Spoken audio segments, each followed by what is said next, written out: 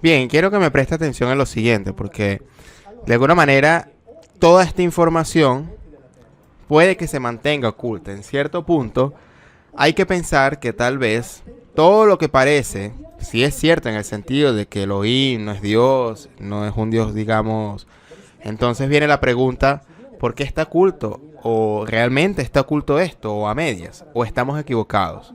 ¿Tenemos alguna otra opción? ¿Dónde está exactamente el problema?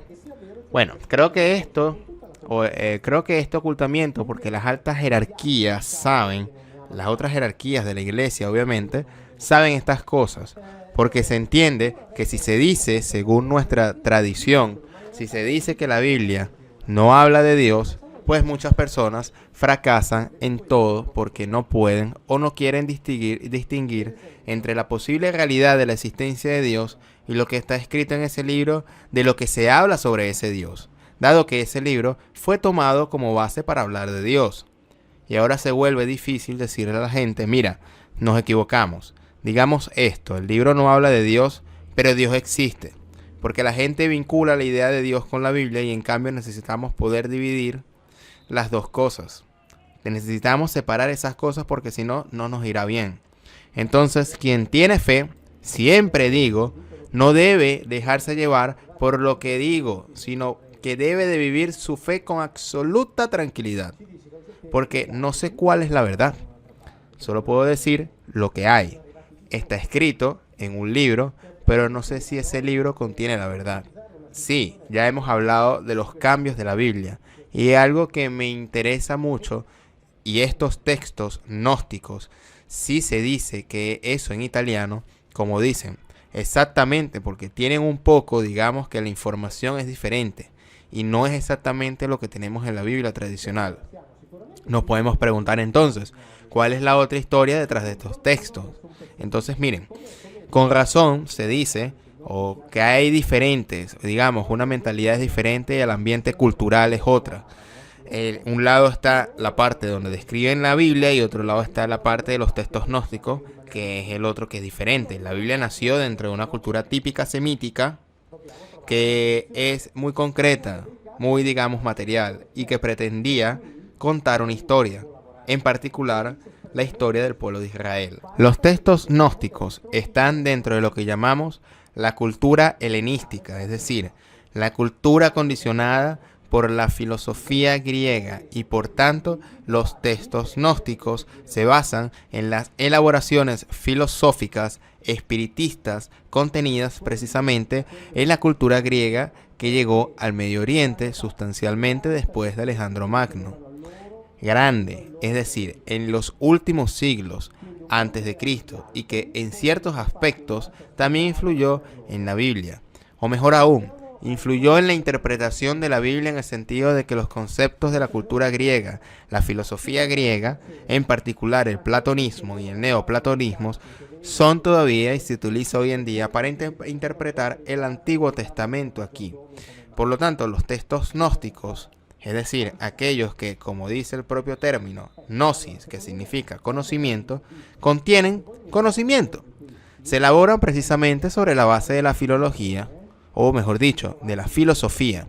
Entonces esa es la gran diferencia. De hecho, muchos rabinos americanos están, por así decirlo, enojados y dicen, pero ¿por qué introducen la filosofía griega en su Biblia? Porque la Biblia en realidad pertenece a los judíos. En nuestra Biblia, ¿por qué la introducen? Ya que no tiene nada que ver con ella, ya que son dos cosas completamente diferentes. Pero así se hizo. También se hizo en los primeros siglos por los llamados padres de la iglesia. Y luego, paralelamente, se elaboran los textos gnósticos que la iglesia obviamente no aceptó y por eso se les considera apócrifos, condenables. Textos que establecen que los textos son cánones, pero estos también se aplican en textos del Antiguo Testamento, en el sentido de que en el Antiguo Testamento los católicos deben creer que son verdaderos, por así decirlo, inspirados por Dios, más de unos 40 libros. Para los judíos hay poco más de 40, o mejor dicho, poco más de 20. Para los católicos 40, para los judíos unos 20. Para los cristianos coptos de los mismos libros que los judíos, hay unos libros mayores que los judíos.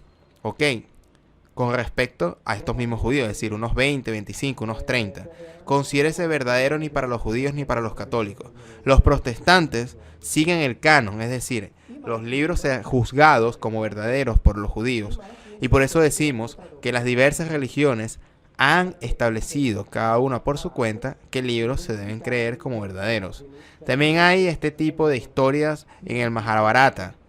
Por ejemplo, no sé si también existe en el Corán, pero se ha introducido, y nos preguntamos, ¿se ha introducido alguna vez estos otros textos y se dicen sobre este tema? Con respecto a eso, con textos como el Mahabharata, los Vedas, los Puranas, el Vendata, el Rig Veda, la discusión que doy es muy fácil. En el sentido, fíjense, en el sentido de que los conceptos que presento derivados de la Biblia, estábamos hablando del libro de Ezequiel antes, están mucho más difundidos, mucho más detallados y absolutamente aceptados como normales. Es decir, para ellos es así, para esa cultura oriental. Los dioses peleaban entre sí exactamente como en la Biblia los Elohim peleaban entre sí para conquistar territorios. Yahvé lo hace en toda la Biblia, en el sentido de que debe pelear para conquistar los llamados o la llamada tierra prometida. Y en textos precisamente como el Mahabharata, que entre otras cosas es un texto enorme porque es como la Ilíada y la Odisea juntas multiplicada por 20, es decir, en resumen, un texto verdaderamente gigantesco. Esto es absolutamente normal allí. Entonces a nadie se le ocurre cuestionar ese tipo de historias. Es decir, el hecho de que allí los dioses se llaman devas, nadie cuestiona el hecho de que los devas intervinieron sobre la humanidad, fabricaron la humanidad, lucharon entre sí por el poder sobre la humanidad. Porque el poder sobre los territorios, y por lo tanto hablar de esto es mucho más fácil aquí en Occidente. Es mucho más difícil porque claramente hemos sido educados para pensar de manera diferente a la Biblia. Por lo tanto, fuimos creados o a su vez fabricados. Y esto tiene un propósito. Dado que la Biblia, especialmente el Génesis, como dicen los rabinos, no es un libro sagrado originalmente escrito por autores judíos, sino que es esencialmente una copia reelaborada de los textos escritos por los sumerios, está claramente escrito allí, pero también está tomado de la Biblia. Que fuimos creados, por así decirlo, para trabajar para ellos. Es decir, trabajaron muy duro, especialmente en la jerarquía. Dijimos antes que incluso los Elohim tenían un líder y había una jerarquía. Los que pertenecían a la clase más baja de esta jerarquía trabajaban en particular en las minas. En cierto momento decidieron poner a alguien que trabajara para ellos. Y uno de ellos, que se llama Enki, que es uno de los dos hijos del gran líder, y el gran líder se llama Anu, que tiene lo mismo, que tiene una lengua sumeria, el mismo significado de león en lengua hebrea, es decir, el que está arriba, es decir, el líder, el de los dos hijos, dijo, pero si queremos, ya hay aquí en la tierra alguien que puede trabajar para nosotros, basta con que lo metamos dentro de algo nuestro, es decir, por lo tanto, metieron dentro de una parte de su material genético, que en la Biblia se llama Selam o Selem. De hecho, la Biblia dice, Génesis, que fuimos hechos con el Selem de los Elohim. Y el Selem significa lo que contiene la imagen. Ahora sabemos que lo que contiene nuestra imagen es el ADN. Y Selem es un término que deriva del verbo salam, que significa cortar. Y es decir, fuimos hechos, dice la Biblia, con el Selem de los Elohim. O sea, con ese algo que contiene la imagen, la huella de los Elohim, y que fue cortado, o sea, fue tomado y puesto dentro de lo que conocemos, como nació el Homo erectus o el Homo habilis, y así apareció el Homo sapiens. Una cosa para mí también es que pienso en esto, y esto nuevamente, si esto es cierto, hace más o menos 2000, 3000 años, entonces ¿a dónde estar o dónde podemos aliarnos ahora? Y en la Biblia solo queda claro que tenían conocimientos, poderes y herramientas muy superiores a los de los hombres. Y ahí queda. Así que ahí me quedo, porque no quiero inventar. Es decir, no quiero trabajar con imaginaciones. Pero tampoco quiero encargar de la pregunta y luego digamos, sí, pretendemos, como dije antes, de este hecho, con razón dice, si es verdad. Porque siempre sabemos o pensar así, como hipótesis. De lo contrario, nos convertimos en custodio de la verdad y nos volvemos dogmáticos, lo cual debemos evitar por completo. Debemos razonar con nuestra propia cabeza de forma independiente. Si es cierto que los antiguos nos contaban en esencia crónicas verdaderas, hay historias precisamente que se han mencionado como el Mahabharata, historia especialmente en Lejano Oriente y en resumen, es decir, de la religión hindú.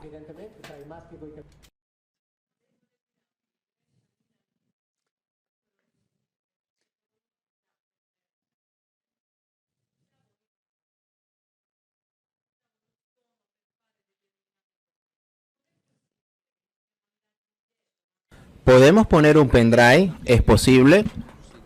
Sí, así os muestro la foto de algo que ocurre dentro de la pirámide de Keops.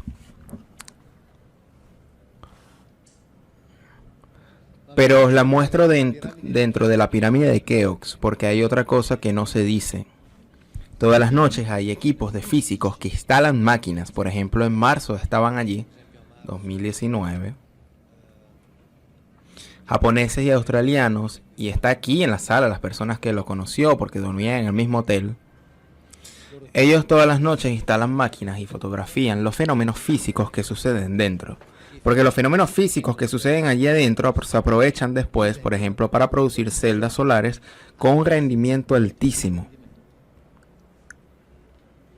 Ahora, si ponen el pendrive, os muestro la foto de una de las cosas que ocurren dentro de la pirámide de Keops.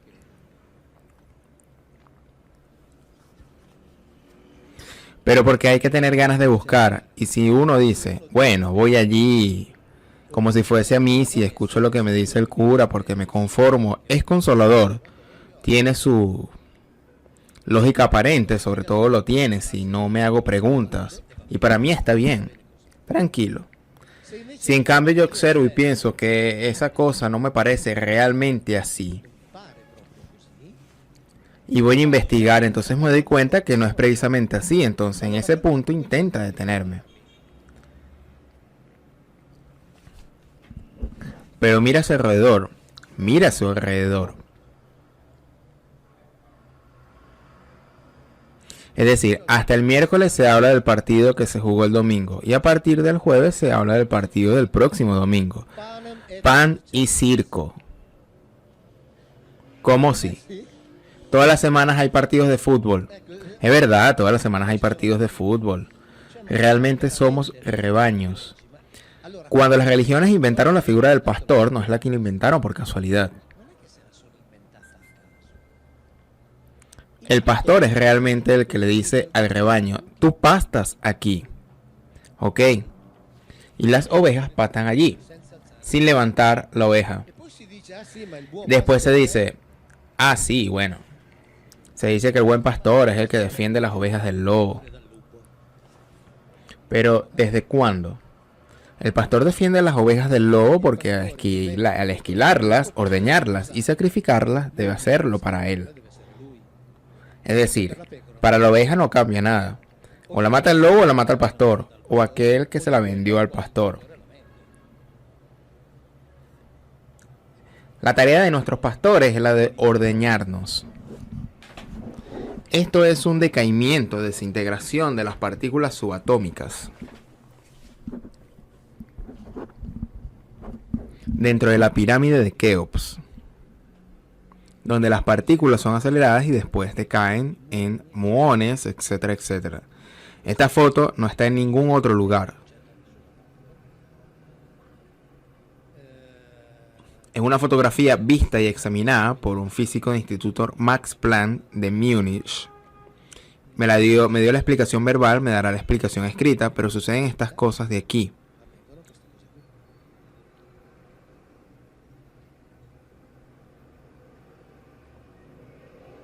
Allí está dentro la escalera central a oscuras.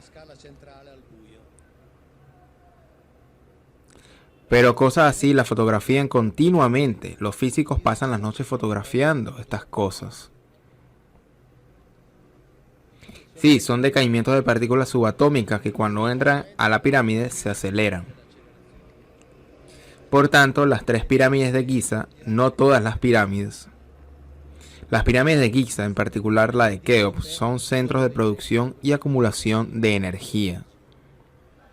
Tanto es así que están trabajando para producir celdas solares imitando lo que sucede allí adentro. Celdas solares inmensamente más eficientes de las que conocemos nosotros. Pero esto no lo explican los egiptólogos, nos lo explican los físicos, porque los egiptólogos de esto no saben nada. No es su trabajo, no es que sean ignorantes, es que no es su trabajo. Entonces cuando veo estas cosas digo, egiptólogo, con todo el respeto que te tengo, pero déjame libre de preguntarle a otro. Es lo mismo que hago con el teólogo. Con todo el respeto que te tengo, pero cuando leo ciertas cosas en la Biblia, debo preguntarle a otro, porque de lo contrario, por ejemplo, esta de aquí es la pared de las purificaciones. Es una pared del templo de Luxor, donde se hacía un cierto ritual. El ritual de la purificación, y el ritual de la purificación está representadas estas otras cosas de aquí. ¿Veis? Entonces estas cosas desde Alan Gardiner a principios de 1900 han sido interpretados como pequeñas ánforas que vierten agua sobre cuernos para simbolizar la purificación. Está bien, ok, si queremos mantener esa explicación la mantenemos. ¿Qué problema hay? Pero allí dentro hay también esto. ¿Lo veis? Es de ahí, es el dios Amón, es el dios del cual sale el esperma con aquella ánfora que le vierte agua encima. Ok, y era el dios de la fertilidad. Nos recuerda a una divinidad bíblica. Nos recuerda a una divinidad bíblica que también él era conocido por ser un dios de la fertilidad que practicaba sexo. Especialmente, ok, entonces aquí, digamos que esa cosa de ahí, como la interpretan los egiptólogos, es una ánfora pequeña que vierte agua sobre el esperma. Bien. Yo tengo el derecho de decir que tal vez podría ser otra cosa. Sucede que los sacerdotes le ponen un cuenco y recogen el esperma. ¿Lo veis? Para hacer la purificación. Ahora bien, si entre vosotros hay un médico, un biólogo, un técnico de laboratorio, sabe que purificación significa separar componentes celulares de otros componentes celulares. Entonces, según vosotros, ¿qué se separa del esperma? Los ácidos nucleicos. Esta es la purificación. Después de eso termino pronto, que eso sean un vaso que vierte agua, que sean espermatozoides o que sean, qué sé yo, un globito de aire caliente dentro, atado con un cordel que vuela hacia arriba para simbolizar la purificación. No me importa nada de eso. El significado de lo que está aquí es claro. Se purifica el líquido espermático. Para purificar el líquido espermático hay que conocerlo. Hay que saber qué tiene dentro. Hay que saber lo que hace, cómo está compuesto y tener la tecnología para hacerlo. Después podemos discutir lo que queramos sobre las imágenes. A mí no me importa nada. Pero es esto, ¿lo veis? Lo recogían y este era el dios de la fertilidad. El epistemólogo Máximo Verbeta dice, ¿qué está escrito ahí? Está escrito, hecho para dar larga vida y convertirlo como el señor Ra. Es decir, la manera para transformar el faraón a un ser similar al dios, que es exactamente lo que está escrito en el capítulo 6 de la Biblia, cuando los Elohim decían, dejamos de enriquecer al Adán con el aporte de nuestro líquido espermático y la vida del Adán descenderá a 120 años. Después de eso podemos dar todas las interpretaciones que queramos, pero la traducción es esta de aquí. Allí está representado algo y lo claro es que se purifica el líquido espermático. Lo claro es esto. Pero por hacerlo es necesario tener toda una serie de conocimientos. Después queramos pensar que eso es, como dije, una ánfora que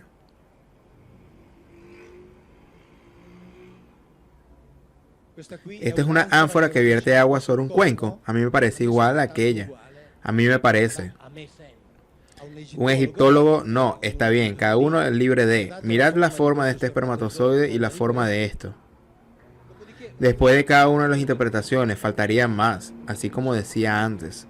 Si nos ponemos a discutir sobre el hecho de Alan Gardner tenga razón, es decir, que esto es una ánfora que vierte agua, pasamos siglos. Pasamos siglos. ¿Qué está escrito en esta pared? Que aquí se hacía la purificación se hacía de manera que el faraón fuese como el dios Ra. Es decir, le introducían ADN perteneciente a los dioses. Basta.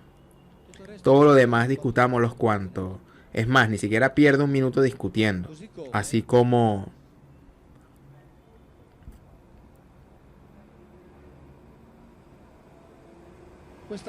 Esto nos lo explicará un ingeniero catedrático. Aquí están todas las interpretaciones de los egiptólogos. Todas las interpretaciones, como dije antes, las de Eusebio de Cesarea, el símbolo de la vida, la flor de loto, la chispa de la vida, etc. No, nos la explicará un profesor ordinario politécnico de Turín. Esto es una lámpara con cables, el sistema de aislamiento, etcétera, etcétera, etcétera. Porque conocía muy bien la energía eléctrica y era el sistema con el cual podían trabajar en el interior, porque por ningún lado se encontró nunca un gramo de humo. ¿Con qué se iluminaban? Ni con los espejos podían hacerlo. Intentan hacer las cosas. Entonces yo digo, muy bien, tomemos las interpretaciones de los egiptólogos, por favor.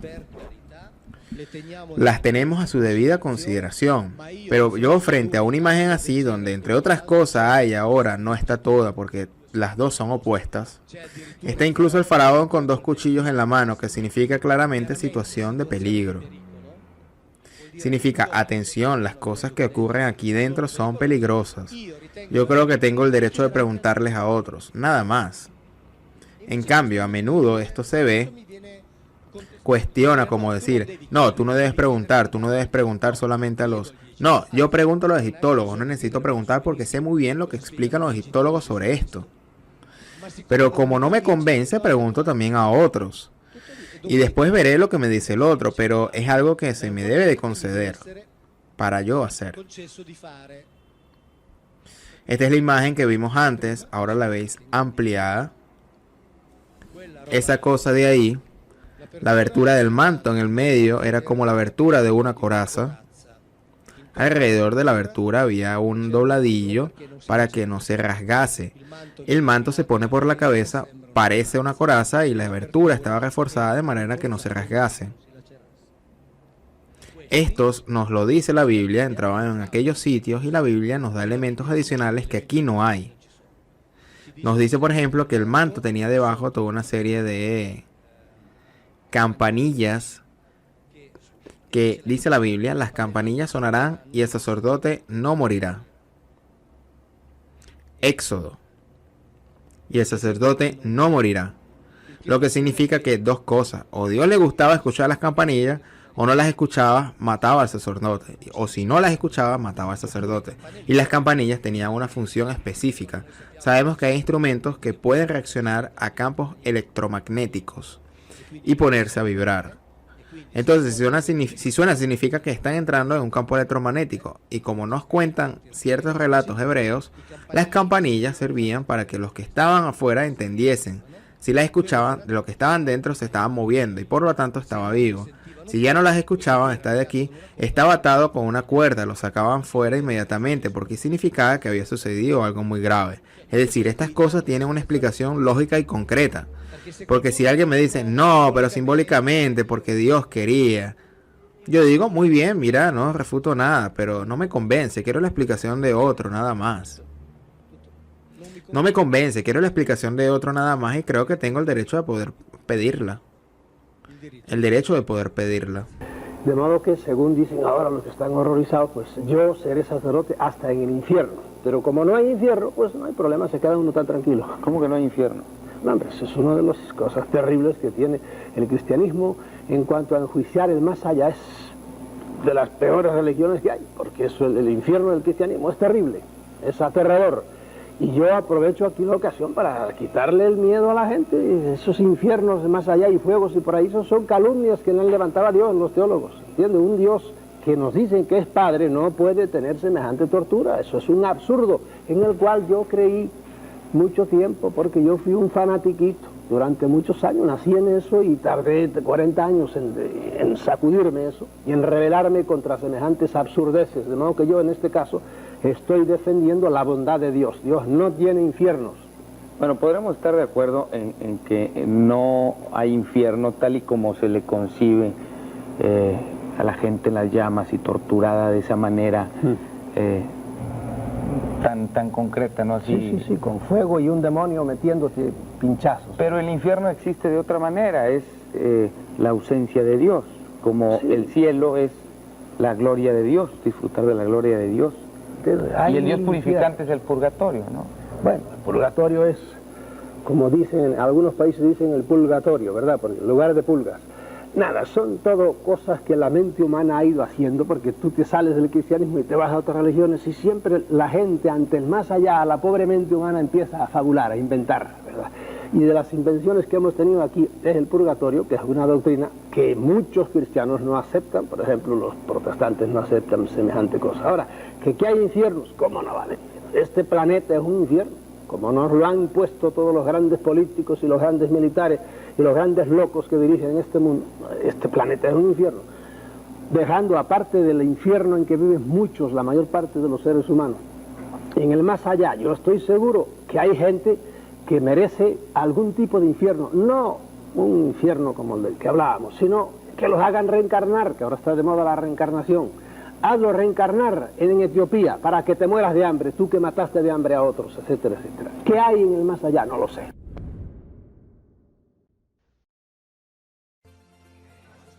Gracias, perfecto, gracias. Tenía el placer de estar aquí porque he hecho en falta el contacto con las personas. En una presencia solo ocasional, no es que desde ahora vuelvo a hacer conferencias, algo que, como podéis escuchar, es un poco difícil de hablar, como habitualmente era antes, como 4 o 3 horas. Tengo una serie de problemas, pero no hablemos de esos problemas. No hablemos de problemas. Ahora, mientras escuchaba a Gaspar hablar de amor, estaba pensando cuánta distancia hay entre estos señores y los Elohim bíblicos. Caso a Misisa. Realmente hay un universo, en el sentido que en el Antiguo Testamento hay de todo menos que amor. En el sentido que en el Antiguo Testamento hay el exacto opuesto. Entonces, efectivamente, en suma, estos han tenido una gran evolución o son decididamente otros. Antes, cuando entré y saludé a algunas personas que ahora ya conozco bastante, son ya 8 años.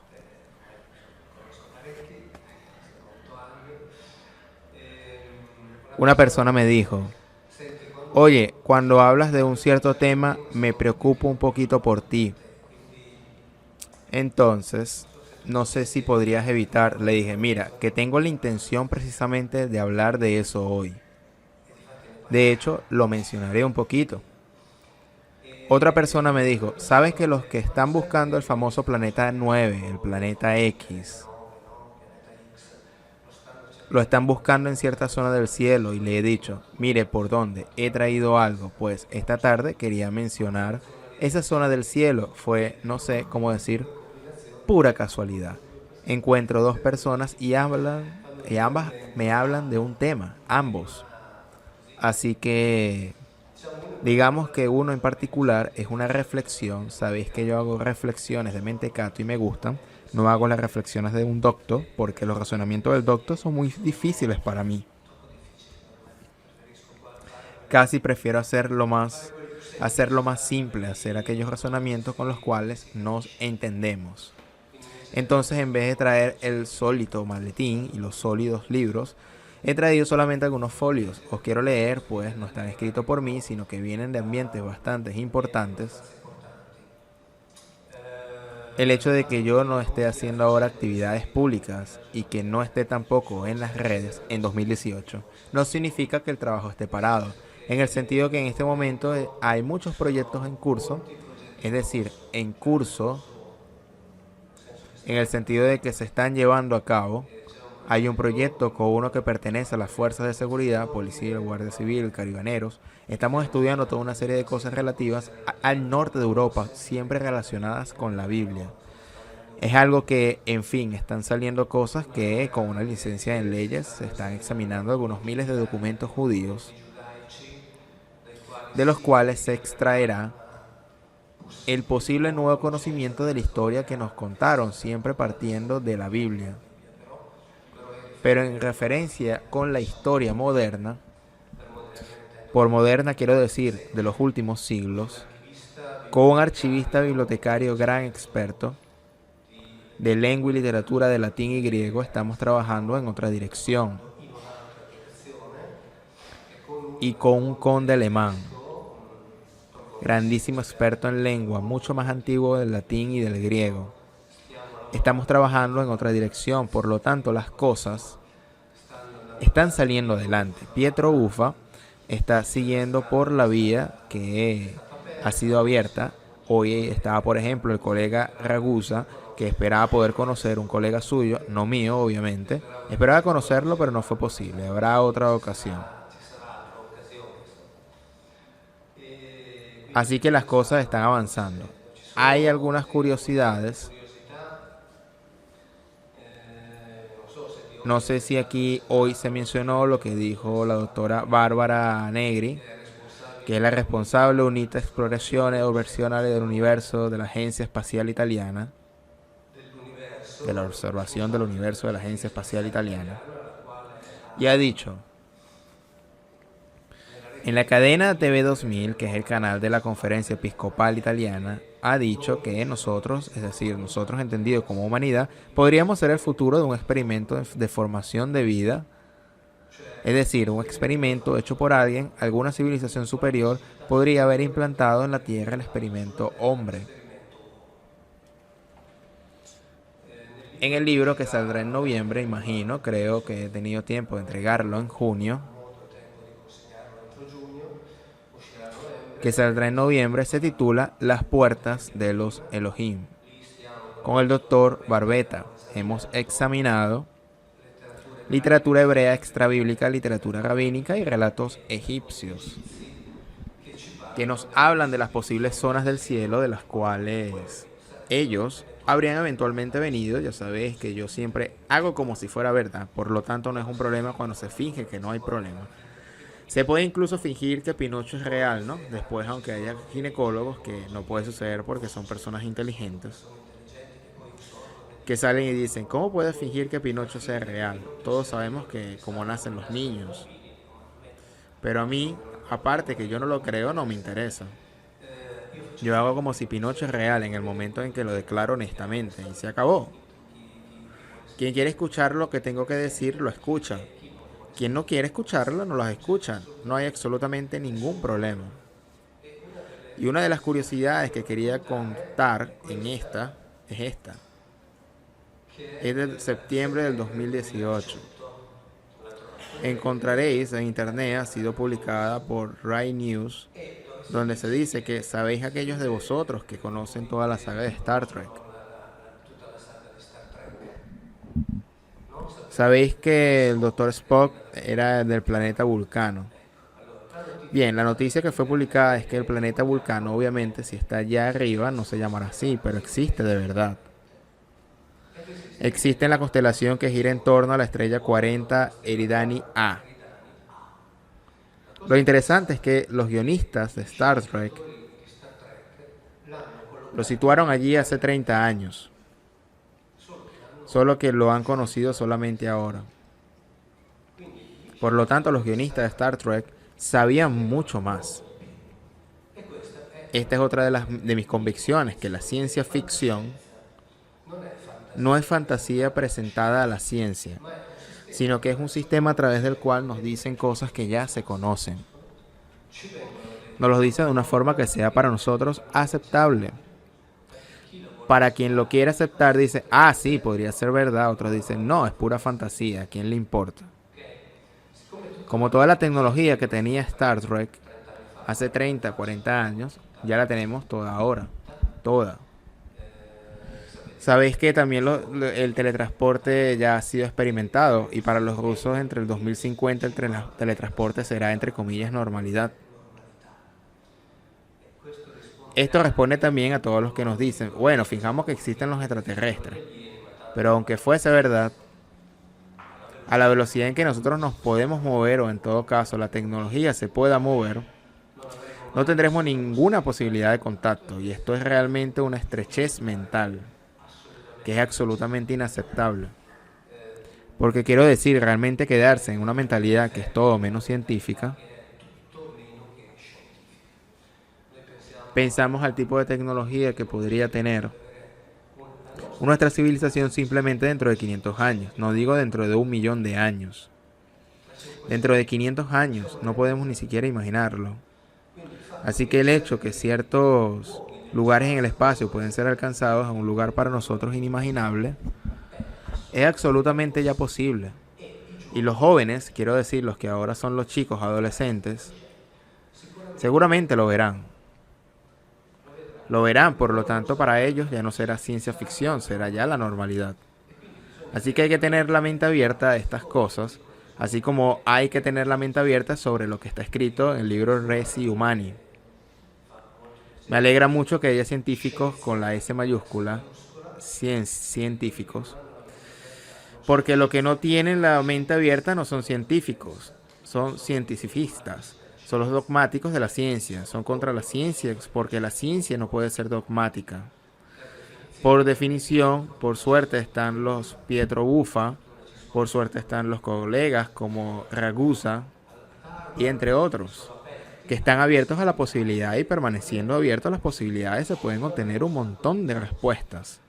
Ahora bien, el hecho de que este planeta haya sido, entre comillas, descubierto y haya sido escrito en la revista Monthly Notice of the Royal Astronomy y que diga que es un planeta que puede tener vida, nos hace pensar que hace 30, 40 años, lo hipotizo, le coloco justo allí, quizás sabía algo más de lo que nosotros podemos imaginar. Por lo tanto, los que escriben ciencia ficción son guionistas y no actúan solo con la fantasía, sino con lo que trabajan. Y trabajan, digamos entre comillas, siendo informados, porque sabemos que hay varias formas de desplazarse en el espacio. Sabemos que en la Universidad de Nápoles ha sido construido un primer prototipo de un agujero de gusano. Es decir, el sistema para viajar a través del espacio-tiempo, y aquí hablamos de la Universidad de Nápoles. Es como decir, hay otra posibilidad.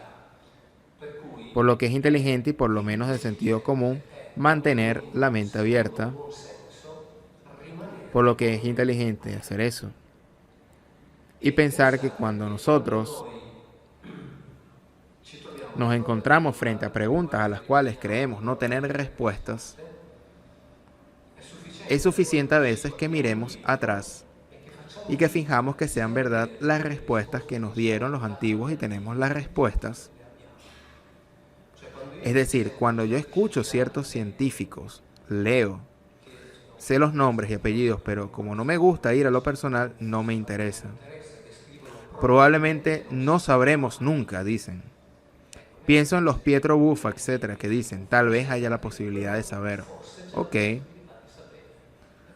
Esta es la diferencia sustancial, porque los Pietro Buffa no son los arrogantes, al opuesto a aquellos que dicen, no, total, esas cosas nunca lo sabremos, puesto que para la ciencia ciertas cosas no aceptables. No, los científicos de verdad dicen, tengamos la mente abierta. Y si tenemos la mente abierta, quizás podremos saber.